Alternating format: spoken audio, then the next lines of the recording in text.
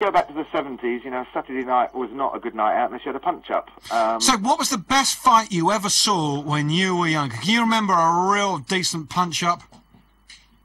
Well, what do you call the best punch-up? I mean, Well, you know, people flying over the bar and chairs getting broken and some good old fisticuffs.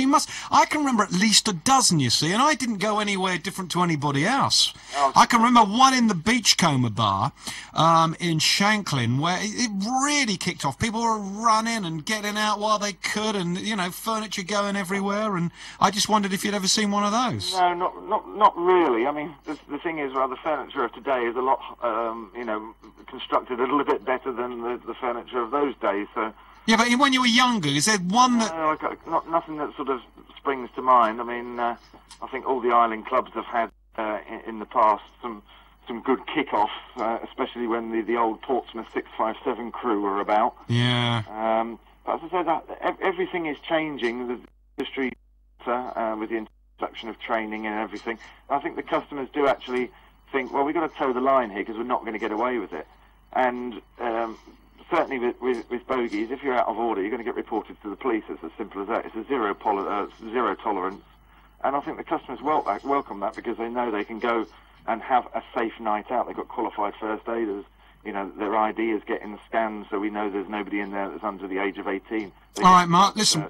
It's all changing rapidly. I'm going to leave it there because we've had this other call hanging on and I've just kind of fired them up onto the switchboard. Thank you to Mark Watts. Hi, who's this? Yes, Richard. Hello, Richard. You're on the air.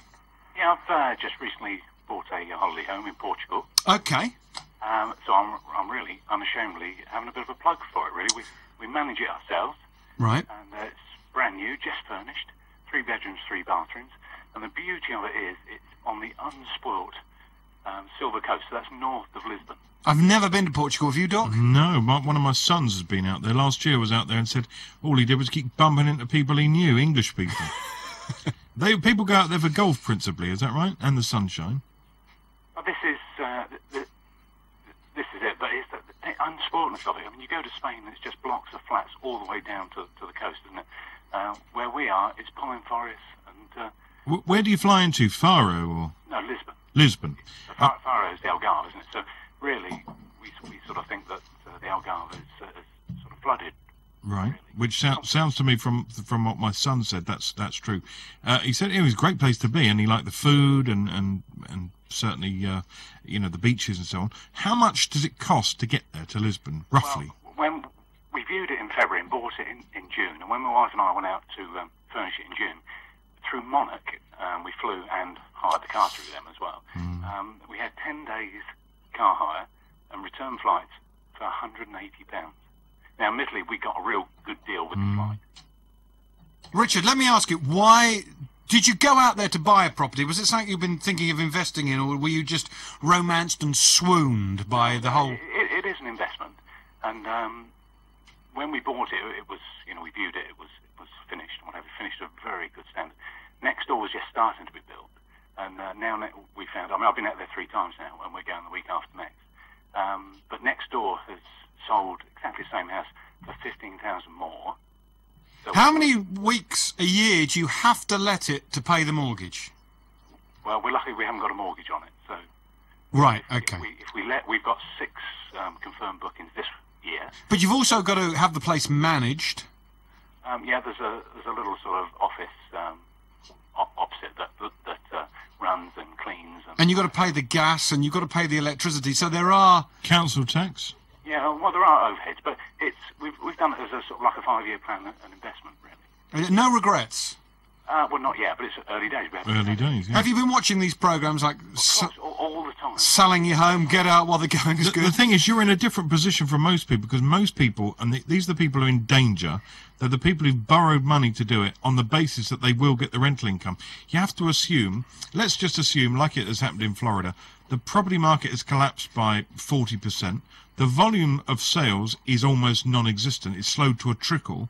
So the whole thing becomes impossible. You never get rid of it, will you? People are trying to chase... Then you say, well, hang on, these houses were renting for, let's just say, £500 a week. Suddenly, everybody wants to rent their house because they can't sell it and they need something. So suddenly what was 500 quid a week as the going rate for a house in Florida is suddenly £250 a week. And still you're struggling to find people. And these are the people with the mortgages and big loans. They're the people that very quickly, I think, come in unstuck. In your position, it sounds like you could survive. Well, the beauty of where, you know, we've sort of gone into this is it's right next to an inland lagoon, which is supposed to be Europe's largest inland lagoon. So you've got safe, sort of sheltered, sandy beaches for toddlers paddling. And then where the lagoon comes in from the coast, the Atlantic, you've got big wave surfing, you know, for sort of older kids and things like that. It's brilliant. But the sort of pièce de résistance is Lisbon Airport in 5 years is going to close and move further north. So it's going to be just 18 miles away from us. And how do you feel about the environmental angle that the government are now telling people like us we shouldn't be flying backwards and forwards like you obviously clearly are at the moment? Well, but see, we can also drive. We haven't done that yet, but you can get the ferry to sort of Santander, Bilbao, and drive across. So that's sort of another sort of beauty. Richard, we've got to move on to our next call. Anyway, can't leave my telephone number. Yeah, hang on a minute. I'm going to give you 30 seconds to sell your property. Go. If anyone would like more details, we're on 01329 662408. 3-bedroom, 3-bathroom, shared massive swimming pool, and everything is brand new. And you're a mile away from the beach. Okay, and how many? Hell of a walk. How many weeks a year would you like it rented out? 12. All right. And we've got 6 so far already. That's pretty good. Good luck, Richard. How much a week? Well, it sees pounds, July, August, and the rest of the year, 500. Get off. You've had your 30 seconds. Line 3. Hi, who's this? Hi Alex, it's Den Clare. Hello, Den. How are you? Fine, very well indeed. First of all, musically, I agree with you entirely about that record, because the music we grew up with was about as far as the Beatles saying, "I want to hold your hand." I mean, We've moved on since then, Den. What a difference. Property abroad, certainly not trying to advertise this, but we've got a couple of properties out there, and I think what Mr. T was saying is absolutely diabolical about the way that he sounds as though he looks after his property. We've basically got 2 British people out there that look after them, a maintenance man. When anybody ever comes back, we every time have a questionnaire saying, what was the place like, was it clean, how was your visit? So anything that needs doing should be immediately implemented. What about the fact that you've got 2 properties in Spain, yeah, Den? Yeah. Right, and then your maintenance man phones you up and says, your aircon's gone. It's going to He be... actually does the maintenance. Anything that needs doing. Do you believe him, though, when he says... Yeah. We very carefully selected them, and I've had one for 5 or 6 years out there. Elaine has just completed on hers, which is the second one. So we've That's got your partner? out there, maintenance man, yeah, my partner. You need, basically, letting-wise, you need 12 weeks a year to pay a basic 50% mortgage. 12 weeks will do that. That's not bad, is it? It isn't bad at all. I spoke to lots of people who have properties in Florida, and they were telling me that companies were block booking their villas and giving them guaranteed 40 weeks a year, but of course it was all wear and tear on their carpets, and they were meant to have 6 in the house, and some of the houses had 10 in there. People were sleeping on Absolutely. sofas. I would never believe any company, first of all, that guarantees rental, because you just can't do that. I mean, you know how they get away with advertising that, because they never do. We have a security deposit they pay before they go, which I've never yet had to deduct any money from, and I am fairly selective. I wouldn't, for example, let it up to 5 rugby lads that were going out there for a weekend or something. Rugby also, lads? where we are in Los Alcatraz, it's very Spanishy, so it's not like Benidorm and Torrevieja. It's not high-rise. I mean, it's just, a lot more. The good thing about Spain, and I've never been to Spain, is it's a nice short flight. How long? Where do you fly from, and how? 10 minutes. You can go from Southampton, which was very easy to get to.